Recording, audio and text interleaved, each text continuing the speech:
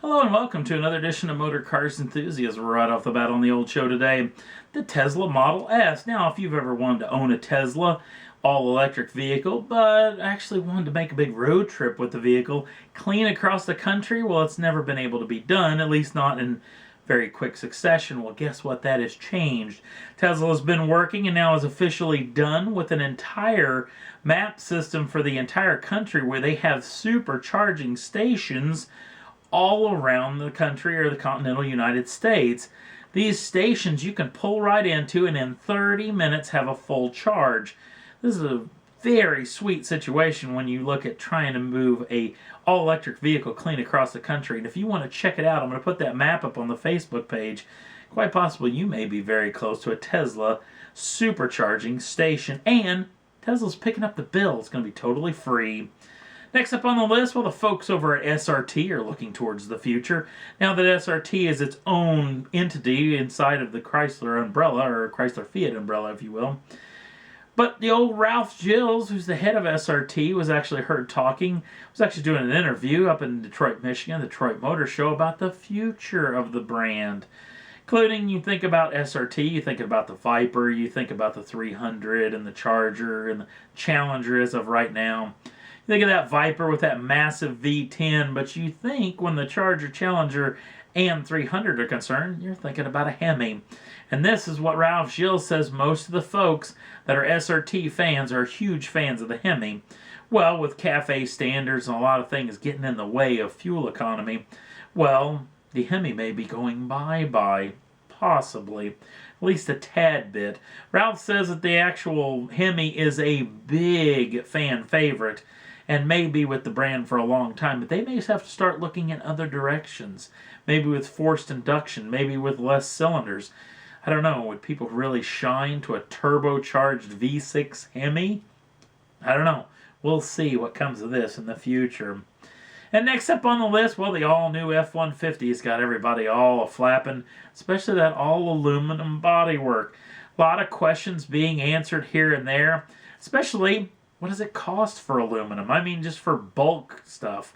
Now, the folks over at Autoline.tv brought this to my attention. This was a situation of how much aluminum costs. Now, if you're just looking for metric ton of aluminum, it's going to cost you $1,770 US dollars. Now, if you're looking at that put up against steel, at least as far as high-strength carbon steel, high-strength carbon steel comes in at $738 US dollars.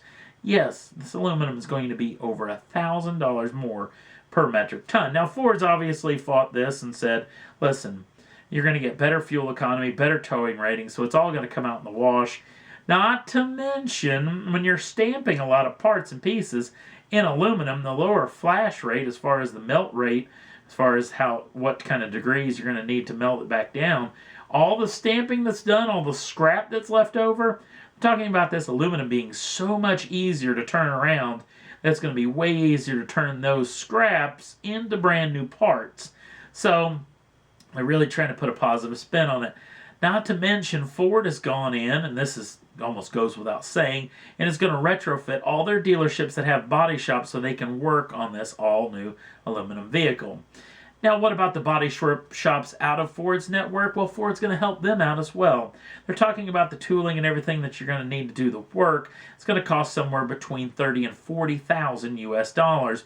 Well, Ford says if you go through their program and get in on their teachings on this deal, they're going to front you the first $10,000 of that $30,000 to $40,000 US dollars. So that's not a bad deal as well. Now, we're talking about catastrophic failure as far as accidents. Let's talk about non-catastrophic failure.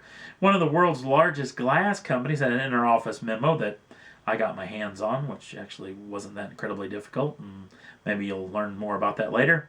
But when you talk about changing glass, well, it's been done the same way for several years, but with this all-aluminum vehicle, and not to say that we haven't seen all-aluminum vehicles before, the big Audis, the big Jaguars, some Land Rovers and such have been all-aluminum for quite some time, but they're not in the kind of volume that this truck's going to be selling in. Remember when we talked about over 763,000 1,000 F-Series. Well, that being all sizes of F-Series. So if you look at just the F-150, which we haven't seen the new F-250, F-350, don't know if those are going to change body styles as well. But you're looking at the all-aluminum truck, there's going to be at least 300,000 to 400,000 units possibly sold next year of this particular model. Now, when you talk about glass, all glass is usually glued into an automobile. Very rarely do you have any other way of putting them in, which means you have to cut them out, which means there's a chance of scratching, because once you cut the glass out of the vehicle, the polyurethane bed that you lay down for the glue that is actually now set up, it has to be trimmed down to allow the windshield to fit properly, which usually you use a metal scraper or a utility knife, razor knife, if you will. Well, when you scratch any part of an all-aluminum vehicle, apparently aluminum does not like being touched by any other metal. Yes, that sounds a little weird. So if you're using a steel tool and you scratch through to the aluminum instantly starts to oxidize clean underneath the paint, which then could allow the paint to come loose to the vehicle. If the glass is glued into that particular paint, now the glass is loose. Now, this may not sound like a big deal, but especially in a windshield application, these are held in. The windshield is supposed to be secure enough that both airbags can go off, and when the airbags deploy in a vehicle in an accident, the windshield holds them into place so you can properly hit them if you were the passenger. So, safety is a big deal when it comes to this. And I have to say, this particular glass company is really working hard on a situation of trying to get around not scratching the vehicle, especially with steel tools. It'll be interesting to see what comes of this in the future. This all-aluminum vehicle sure is getting a lot of buzz. And that's all there was that I thought was worth talking about for this week's Motor Cars Enthusiast. If you want to jump on over to the Facebook page, the link's down in the show notes. Also, if you want to subscribe to the channel, you can do so at any time and get the first dibs on the brand new shows as soon as they come out. Thanks for watching. We'll see you again real soon.